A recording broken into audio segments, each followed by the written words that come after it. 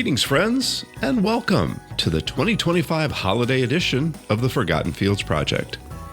I'm Robin Reed alongside Tom Williamson, and we have some festive things to share.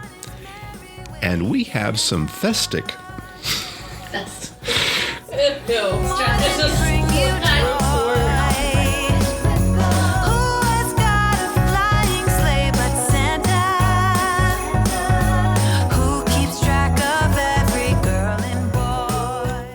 We have some festive things to share and a very special guest to talk to. It's all headed your way. Thanks for joining us.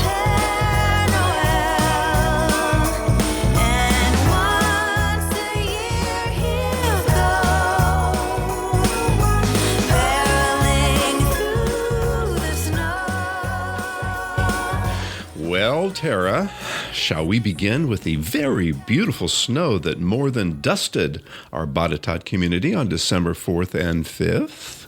Did you predict that one? Well, I did. It was an easy one, too. It was one of those that said, look at me, look at me, look at me, 3 inches, and I'll start at midnight. Okay, so what should I have been looking out for since you predicted it? The precursors. The sky changed about the day before. Lots of clouds up in the sky and lots of jet contrails and stuff like that. And that tells you that, number one, it's cold upstairs, and number two, there's additional moisture upstairs. And when that moisture falls, when it's that cold, it falls as? Snow, but what type of specific clouds? They went through all different elevations. So at the very top, they were way up in the cirrus range. Okay. And then they got into the mid-level deck. And then they got down into the lower stratus deck. Uh-huh. And then because it was so daggone cold all the way through that layer, it stayed as snow. And is it harder to predict around this area, again, because of the mountain ranges? Because we were seeing 2 to 4, 2 to 6, and it's like, well, it's kind of an easy call if you're giving us that type of range. Well, number one, just the fact that we can get it to within an inch is a miracle. Mm-hmm. So the difference between 2 and 4, or floor if the case may be, is not that big of a deal. We live in the mountains. What do you want, right? But it's the fact that people expect that kind of information. Uh-huh. Yeah, like what... If it was 2 and you shoveled it, and it was 3 and you shoveled it, what's the difference? 1 inch, I know, but still. Yeah, my back could probably tell you the difference, tell you that.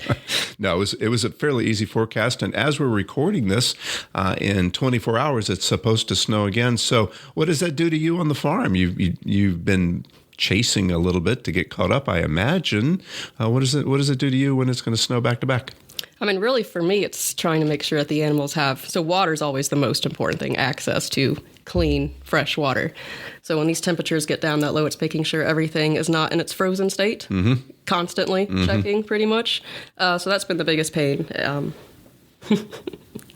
That's been the biggest pain. I see I caught myself there. I know, because you didn't follow through. I know. Well, swing and a miss. Well, that's not...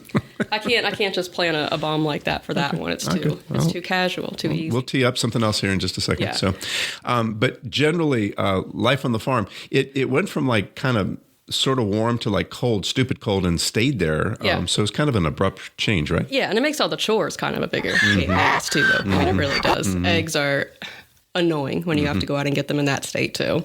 But that's pretty much it. And then really everything, life goes on the same. Tom's always out plowing, of course, when this stuff happens, which is great. And we're able to get everything plowed quickly for our driveway, so that's fantastic. So, getting the big construction style equipment out there and just one fell swoop and it's done. Yeah. But besides that, really just checking, making sure everybody's good. I want to discuss that with him in just a second, but let's go back to eggs, shall we? Okay. Are people weird shoppers when it comes to weird weather? The panic shoppers? Let's try those.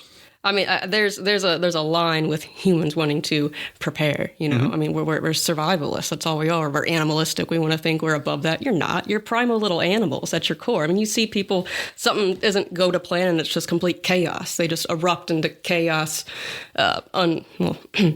or uncivilized when a wrench is thrown into the regular orchestrated plan. I see. So you see them flock, of course, to the store, the farm stand, wherever, and it's always funny seeing what they get and go in. Milk aisles, just vacant, it's just like it almost feels like the rapture when you go in, which is like, oh, why the hell are we left? Oh, that's right. I remember I did those things. That's why I'm still here.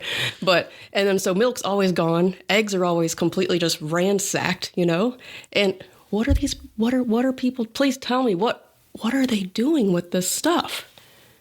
I think it's based on hundreds of years of pre-programmed thinking, because a couple hundred years ago, if this was the weather forecast, they'd be in their little So what about like shed. Potatoes? What about some type of crop that you can store, that you can use again later on, that's going to keep? I don't know. I always we go for these things. It's like toilet paper, eggs, milk, and then that's, we're good. We're prepared for the next, if something happens, if we're snowed in for 2 weeks, we got what we need there, right? You've got toilet paper and scrambled eggs for the next 3 weeks. And you're probably going to need it if that's your diet for the next week. Yeah. You had a little egg thing before you came over to talk to us today on the podcast. Apparently, your eggs were in hot supply in hot demand and short on supply slightly. Yeah, so Sunday is one of our biggest days, of course, which is makes sense probably culture-wise. And so I had to go out this morning, and Jack and I went, and we collected eggs, we washed eggs, and we made sure they were all stocked. It's a muddy mess right now, though, since everything's melting. So it's slippery, and that was not mud on my boots when I came in your house today. Oh. So. Thank you for the warning. Yeah. Teresa, there's something on the floor. But... It's Tara's fault, not mine. I closed the door. All right. Well, I think we've set the stage for our winter doldrums being in full swing, and I think it's time to liven up the house just a little bit. And I say that with a smile on my face and a wink in my eye. But your husband has not graced us with his presence for a little while, and so I actually labeled him here as a very special guest, because it's been a while since he's especially been here. Yeah. Okay, so he chased you. Head out the door now. So thanks, Robin.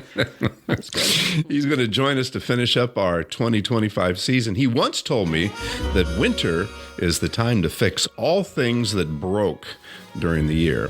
So in just a moment, we're going to dive in and find out what's going on. Something's tugging at my sleeve. I do believe it's Christmas. It's cold outside, but I'm warm within, 'cause Christmas time is here.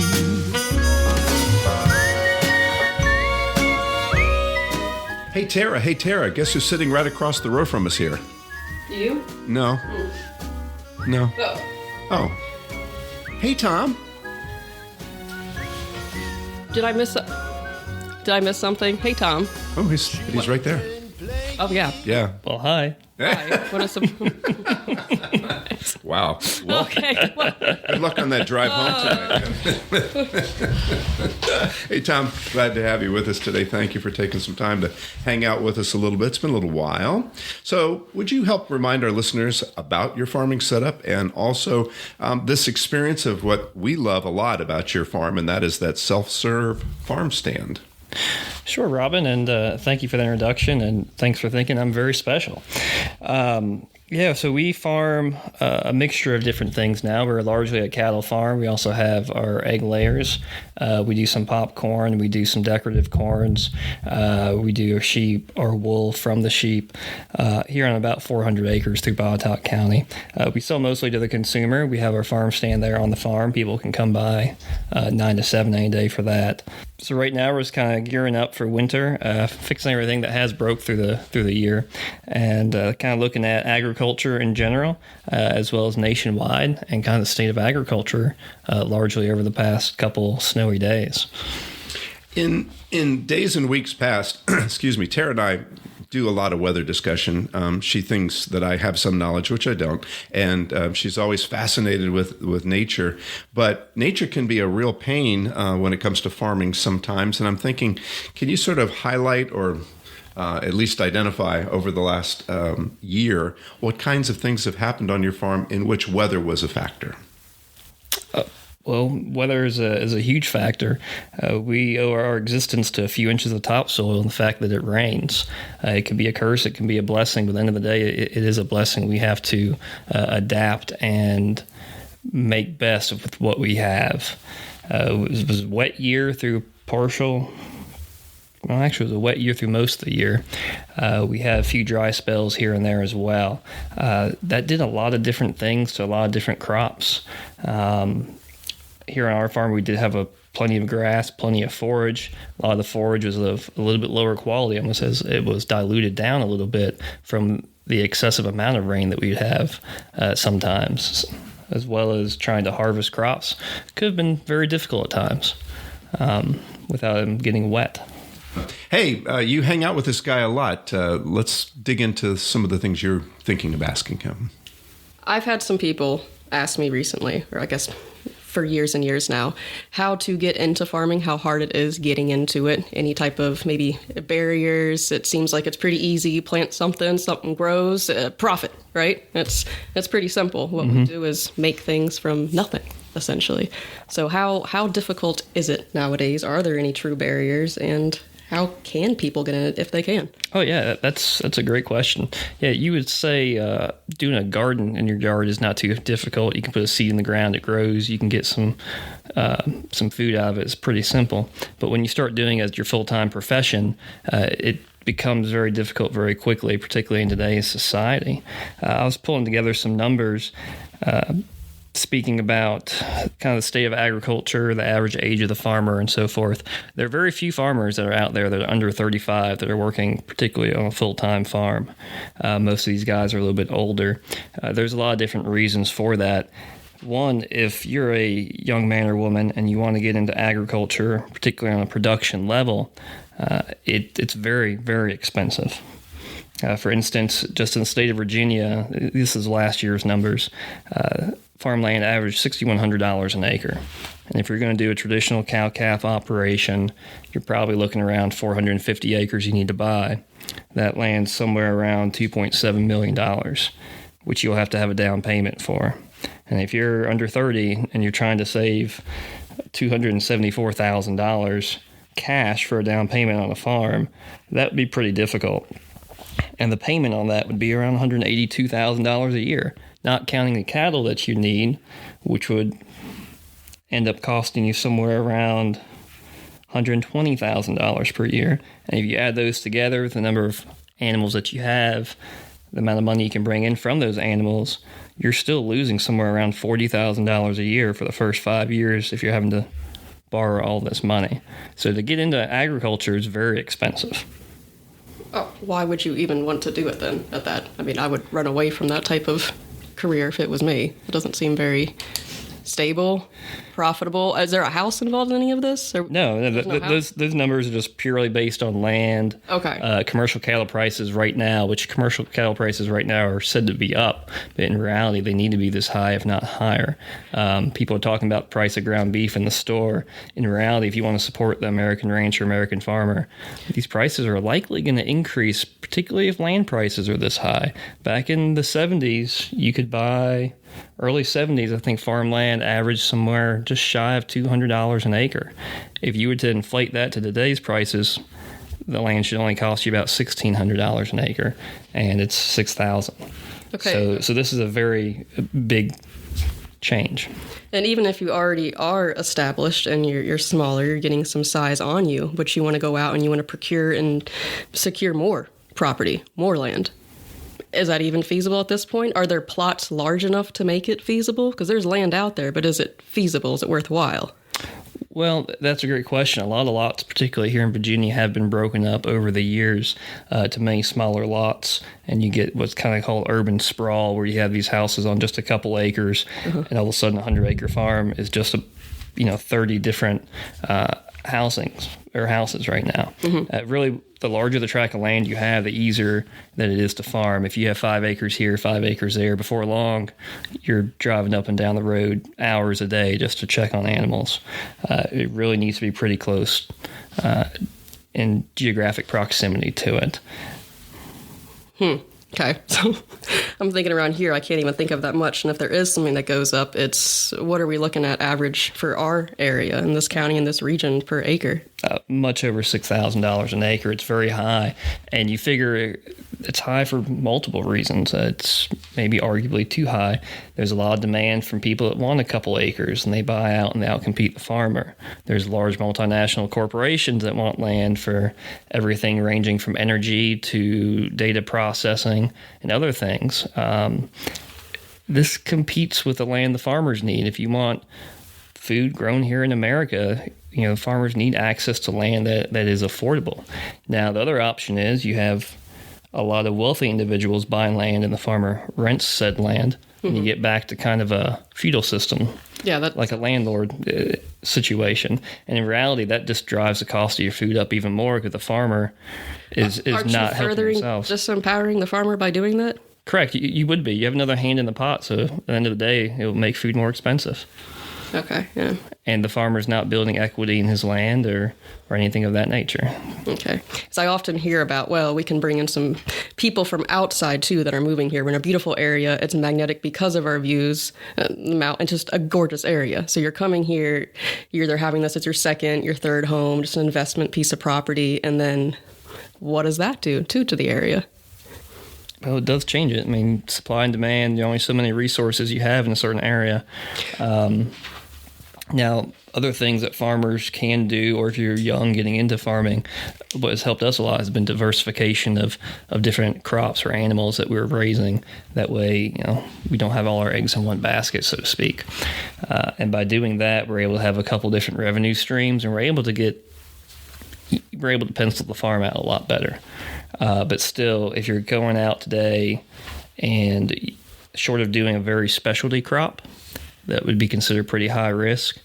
To get into farming, it's very expensive. Unless it's been passed to you or given to you, if you're coming into it with nothing, even if you have the best drive and the best knowledge possible and you're willing to do it, it's hard. It would be difficult. So is there anything localities can do, actual local government, to try to better establish a market? Sorry, Robin. She broke my pen.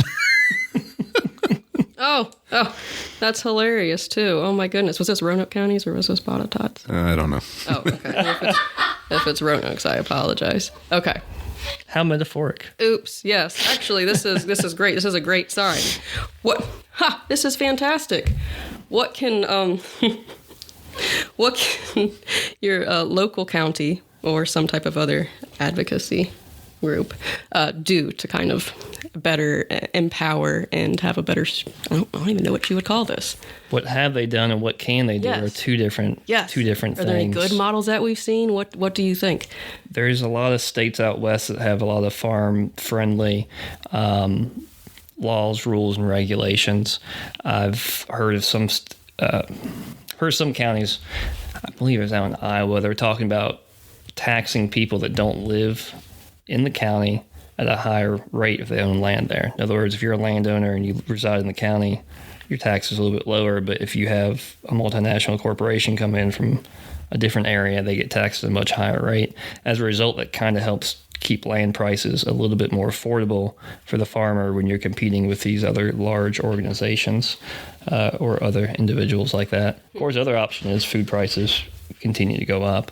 I know no one wants that, but our society, we spend somewhere around 9%, 7 to 9% of our income on food on average across the United States, which is lower than others. So if we're not able to get more people into farming because the barriers are so significant, then where's everything going to come from? Well, if we're not growing it here, it has to come from somewhere, that or we don't eat. So a lot of food does get imported. Of course, it's being imported from nations that don't have our same rules and regulations protecting the environment. It doesn't have the same food safety rules and regulations that we have in the United States, which in the United States we do have rather strict rules with keeping our food supply safe that is grown here, but food that is grown elsewhere somehow gets a pass on that. Does the end consumer know actually what they're getting? Is that labeled? Is there any type of origin practice? The average consumer would be very misled by the rules and the labels that are in place now.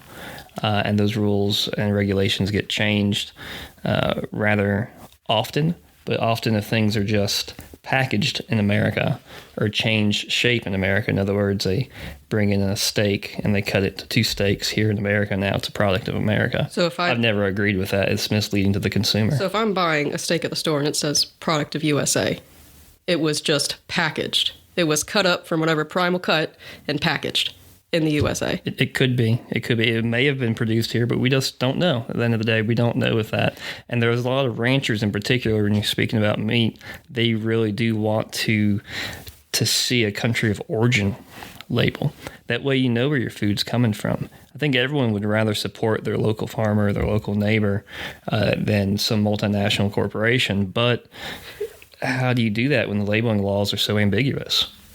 I think the other thing we're also kind of dancing around here is how much responsibility is on the consumer to do research and figure out the origins of this, the process of this food getting to their plate, and how much is on the labeling and the corporation on providing that information to the consumer.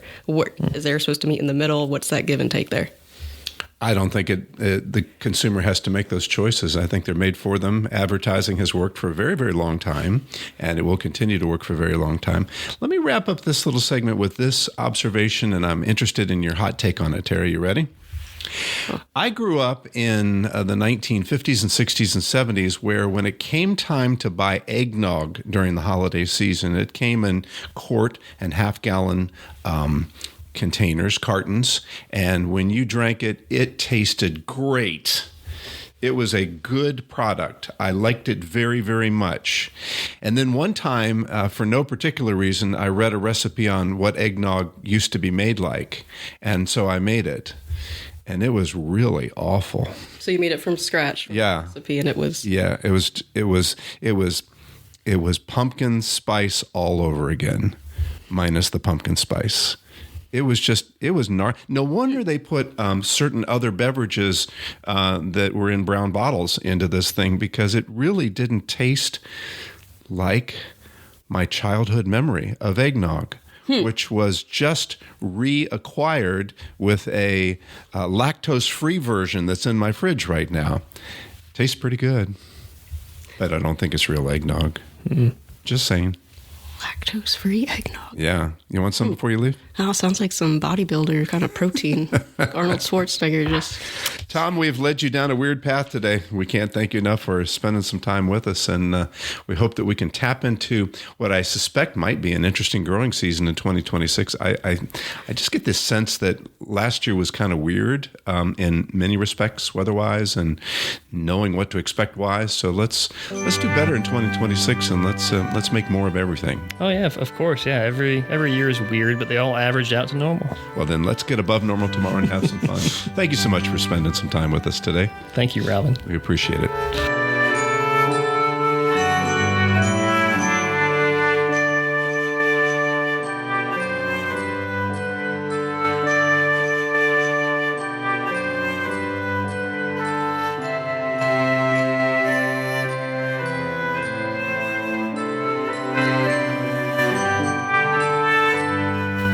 Tara. Hi, Tara. Hi, Robin. Here we go. We're going into the holiday season. You ready?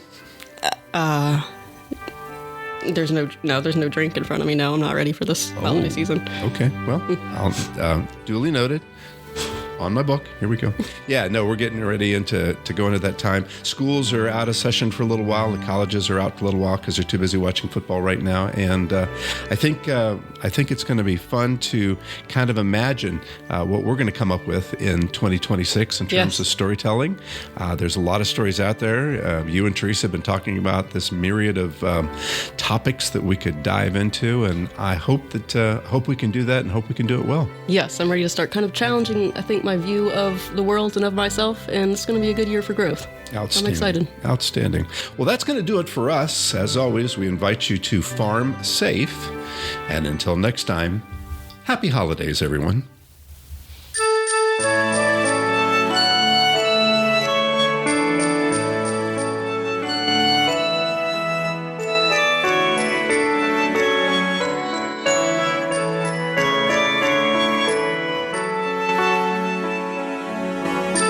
Thanks for joining us for this edition of the Forgotten Fields Project. Remember, Your likes, downloads, subscriptions, and shares help the podcast grow. Do you have a topic you would like us to explore or a question about our farming community? Simply head to our website, ForgottenFieldsProject.com, and leave us your comment, or reach out to us at info@ForgottenFieldsProject.com. The executive producer is Teresa Reed. Tara Williamson and meteorologist Robin Reed are your hosts. We hope you will join us again next time as we explore more trends in agriculture. And we invite you to explore past episodes wherever you get your podcasts.